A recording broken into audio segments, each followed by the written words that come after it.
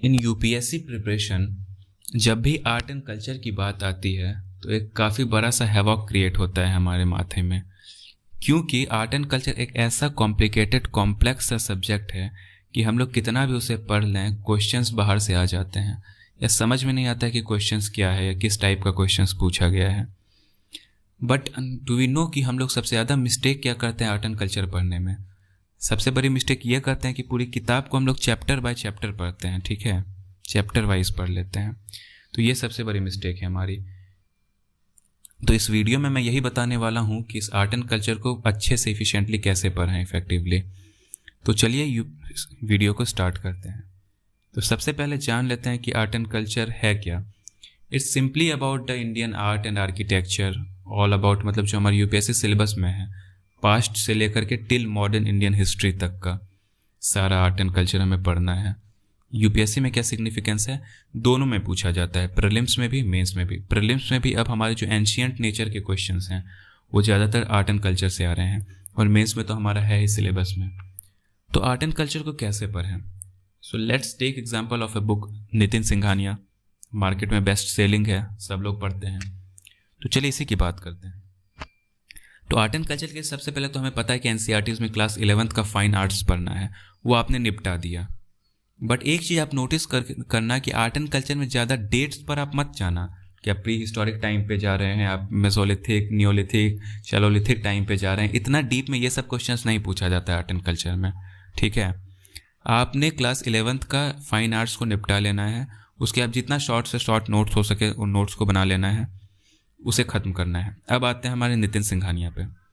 तो हमेशा ये चीज़ को ध्यान रखेंगे कि कभी भी कोई चैप्टर वाइज हमें नहीं पढ़ना है, हमें थीम वाइज पढ़ना है। अब कौन से थीम्स हैं हमारे आर्ट एंड कल्चर में? तो जैसे कि हमारा थीम है आर्किटेक्चर करके। आर्किटेक्चर मतलब कि हम लोग अलग अलग बिल्डिंग्स के बारे में पढ़ेंगे, मॉन्यूमेंट्स के बारे में पढ़ेंगे।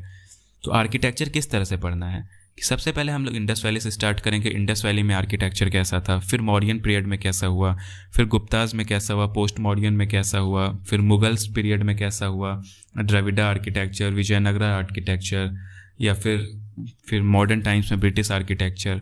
तो सबसे पहले इस तरह से हम लोग आर्किटेक्चर को, ये थीम पूरा कंप्लीट कर लेंगे ताकि कभी भी आर्किटेक्चर से कोई क्वेश्चन आए हम लोग उसे आराम से निपटा सकें।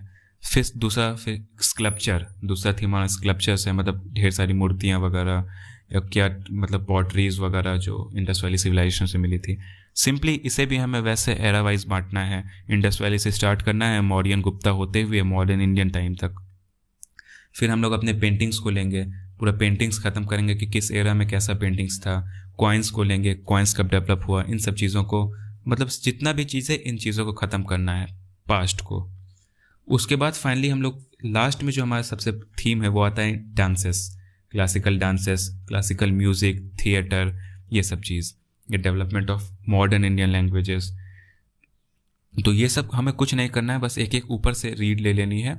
ऊपर से रीड लेने के बाद इनका एमसीक्यूज सॉल्व कर लेना है। इससे ये होगा कि आप उस चीज़ को बेटर ग्रास्प कर पाएंगे माइंड में। तो यहाँ तक तो हमारा थीम्स था, मैंने बता दिया कि आपको बुक कैसे पढ़नी है, थीम्स में बांट के पढ़नी है। अब पढ़ें कैसे, अप्रोच कैसे करें? तो पॉइंट नंबर 1, सबसे पहले आप जो भी चैप्टर को पढ़ रहे हो उस चैप्टर को आप मोस्ट इंपॉर्टेंट पॉइंट्स को जैसे हम लोग हाईलाइट करते हैं वैसे हाईलाइट कर दो। उसके बाद कुछ मत करो, बस आंख बंद करके उस चीज़ को थोड़ा सा दोहराओ। सोचो कि आपके दिमाग में कितना है। आपने जितना भी पढ़ा होगा उसका मुश्किल से 60-65% आपके दिमाग में अभी भी होगा।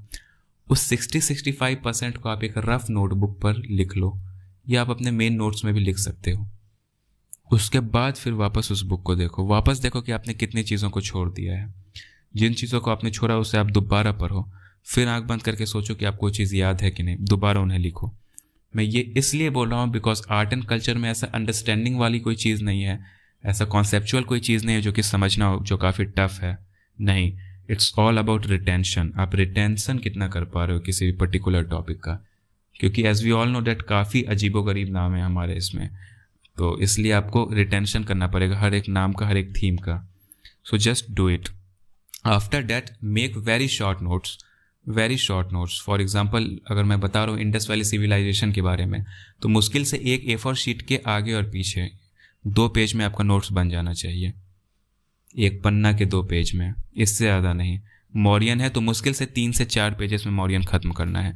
क्योंकि आर्ट एंड कल्चर में जितना छोटा नोट्स रहेगा उतना इजीली आप लोग ग्रास्प कर पाएंगे। फिर लास्टली क्या करना है हमें कि आपने जो भी चैप्टर को ख़त्म किया है उस चैप्टर को आप बुक के पीछे देखना, उसमें क्वेश्चंस दिए हुए हैं, कुछ MCQs भी दिया हुआ है और कुछ सब्जेक्टिव टाइप क्वेश्चन दिया हुआ है, उसे आप तुरंत वहीं पे सॉल्व कर लो। वहीं पे सॉल्व कर लेने का ये फ़ायदा होता है कि आपको एक आइडिया मिल जाता है कि क्वेश्चंस किस तरह से आ सकते हैं।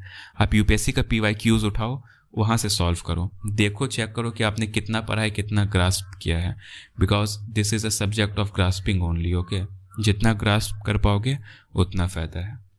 So this was all about art and culture. इससे ज़्यादा कुछ करने की ज़रूरत है नहीं।